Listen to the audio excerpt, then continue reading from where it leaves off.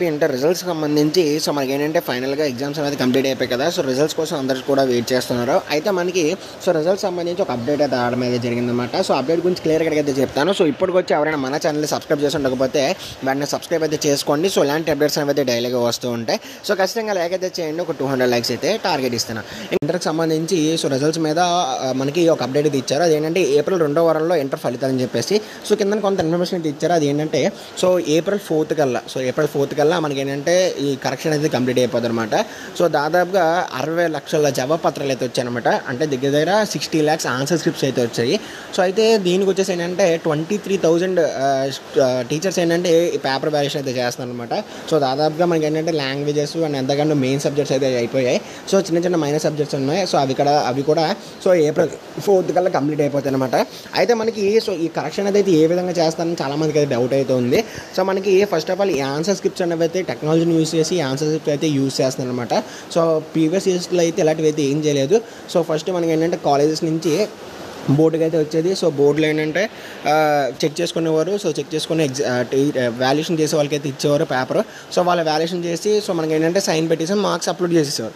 But ఏంటంటే year అలా కాకుండా సో కాలేజ్ నుంచి సో మనకి బోర్డుకి వచ్చిన తర్వాత బోర్డులో ఒకసారి రీచెక్ చేసి అంటే ప్రతిదానికి నెంబర్స్ వేసారా లేదా అని రీచెక్ చేసి సో తర్వాత టీచర్కి ఇచ్చి టీచర్ ఏంటంటే సో కరెక్షన్ అయితే చేసిన తర్వాత మళ్ళీ ఏంటంటే 2 to 3 times అయితే చెక్ చేస్తున్నారు.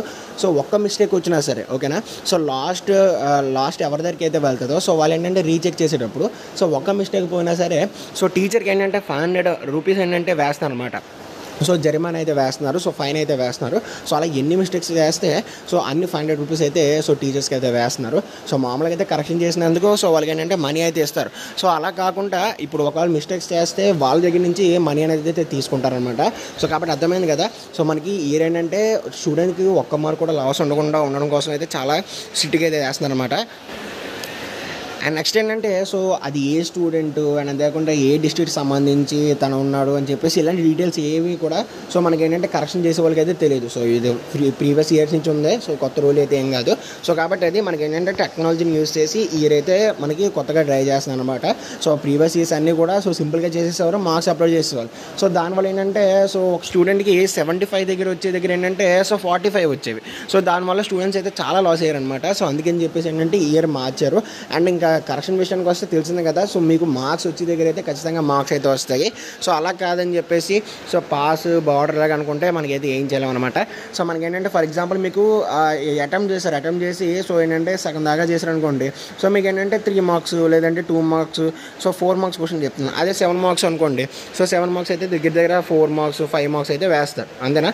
సో అదే ఒకవేళ కానీ సో మీరు అసలు ఏది అటెంప్ట్ చేయకపోతే సో వాళ్ళు మాత్రం ఏం వేస్తారు సో 1 mark 2 marks అయితే వేస్తారు అనమాట. సో కాబట్టి అది అర్థమైంది కదా. సో ఇది ఫ్రెండ్స్ ఇవాళ వీడియో. సో మనకి కరెక్షన్ అయితే సింపుల్గానే ఉంటుంది. సో ఖచ్చితంగా అందరికీ మంచి మార్క్స్ అయితే వస్తాయి. వీడియో నెక్స్ట్ ఖచ్చితంగా లైక్ అయితే చేయండి. అప్పుడు సబ్స్క్రైబ్ చేసుకోండి. See next. Thanks for watching and జై.